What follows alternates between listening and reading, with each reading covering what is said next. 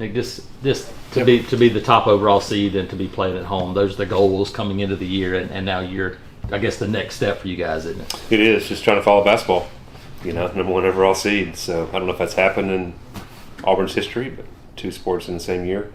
But yeah, I mean, obviously that's great, but all that's thrown out the window.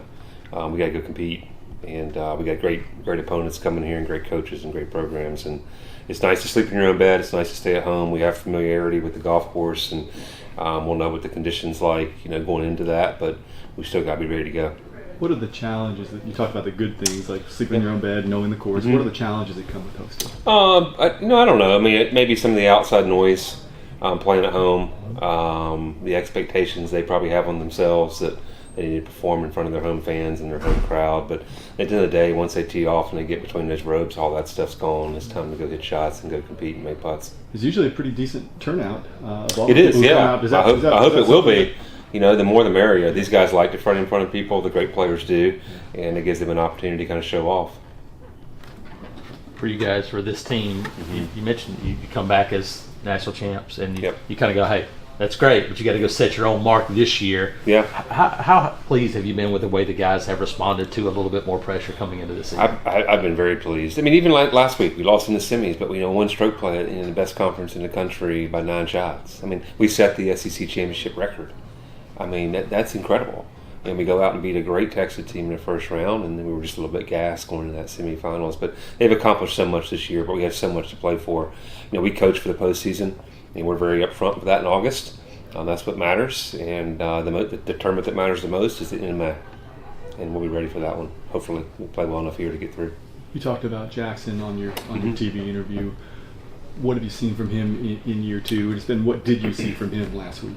I think maturity. He's grown on the golf course. He's grown off the golf course. He's learned to hit off-speed shots better, which is something that we're coaching him up, especially Coach Williams and Coach Alexander that played in the Walker Cup and played on tour for a while, and they're trying to help him get ready for the PGA Tour. Not just play out there, but also win out there. And but he's learning. He's still 19 years old, even though as much success as he's had with back-to-back SECs and being Player of the Year last year. But he's still got a little ways to go, and I think that's the beauty of it, right? He's not at the pinnacle of his career, and he hasn't learned everything that he needs to know yet.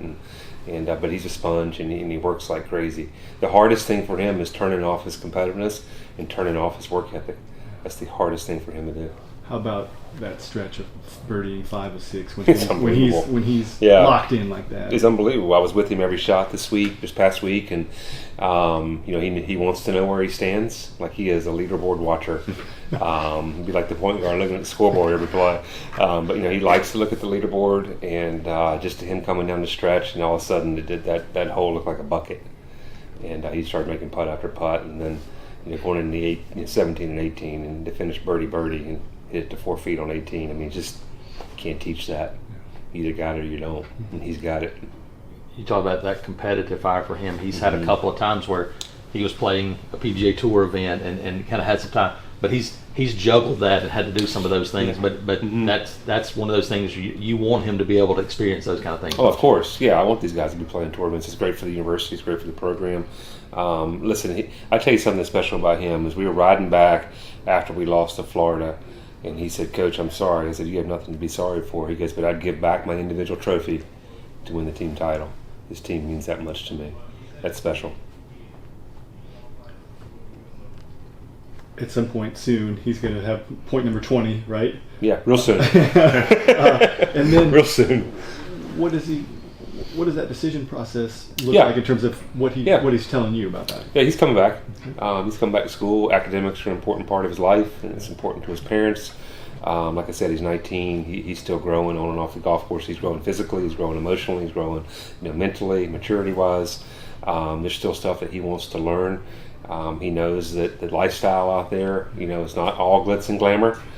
Traveling so much and playing, and he wants to make sure that his game and that he's more so ready for that lifestyle as much as his golf game is ready for it too. The tour's not going anywhere, right? And and I think that's the good thing about the climate that we're in now, right? We hear so much negative about NIL, but there's also so much good about it. So a young man like Jackson can stay in school, he can get his education, and still make money and get paid. to play the game that he loves. And I think that's pretty cool. And that PGA Tour U thing is not a, hey, you made your, here you go. You can use no, he can defer. To do it, right? He can defer, so he can defer till after his senior year if he chooses to do that. So I think we'll take it 1 year at a time. Obviously, we'd love to have him for 2 years, but my goal is that when he's ready, I'll let him know that he's ready. Because I think obviously the best interest of him, but we want him to be able to go out there and have a chance to win out there, not just go out there and make cuts. Been kind of trying to replace JM and find that last guy in the lineup. What do you think about Caden at SEC? Caden, I mean, gosh, he opened up with a 65. He's played some great golf. It kind of sucked for Ryan Eshelman because he played. We wouldn't be number one in the country without Ryan Eshelman, and we had to make some tough decisions, and we decided to play the hot hand, and that was Caden Poe. I'll say this about J.M. Butler though; he's got a lot of dog in him. He's tough as nails, and I think that's something that we've just trying to continue to challenge these guys. Like we got a lot of dudes, but we need some dogs too. And when it comes down to having to get that point when it matters, and I think obviously looking back on it, I think losing in the semis to Florida might be the best thing that could happen to this team. I mean, winnings came pretty easy for these cats. They win a lot. I mean, I think we've won 14 of our last 23 or 4 tournaments, which is unheard of in this game. We have 27 losses. And 290 wins or something in the last 2 years combined, which is, we're on kind of a magical run that you kind of dream about as a coach, to be honest. Speaking of that, as you kind of try and formulate the lineup, first, how do you like to approach it? How do you like to send guys out there? Yeah, we think about that. We can control that for one round. Then after that, it's all based on scores. We just like to send them out based on warm-up time, where they're comfortable, and then also how we want to coach them. What groups do we want to be with and things of that nature. But we're going to roll with the same 5 guys at NCAA regionals. They've earned that right, all 5 guys in the top 16 at SECs. For you, the teams get announced yesterday, and you're one of the coaches.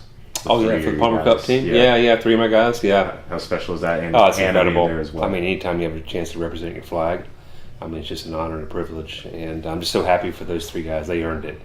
And they'll go out there. I know they'll play their butts off for the American flag, and then we'll try to go out and win. The goal's to win too.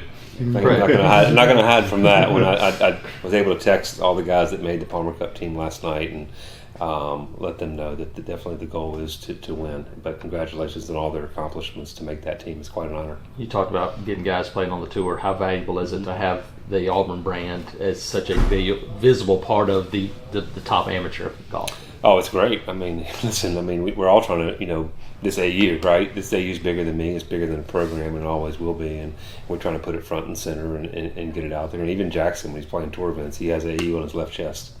And I think that goes back to show you how much he loves Auburn. But I think it's been really good for our program, and I think it's been good for the university too. And it'll continue to be that way. The more and more tour players that we get out there, and look at Trace Grove, just finished 4th this past week. He's got a big AU in his golf bag, and you just can't put a price tag on that stuff.